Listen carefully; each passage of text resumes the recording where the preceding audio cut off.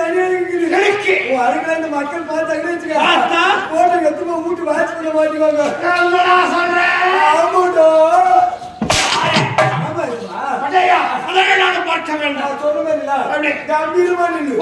இன்னும் கம்பீரமா அப்படியே நான் வரேன்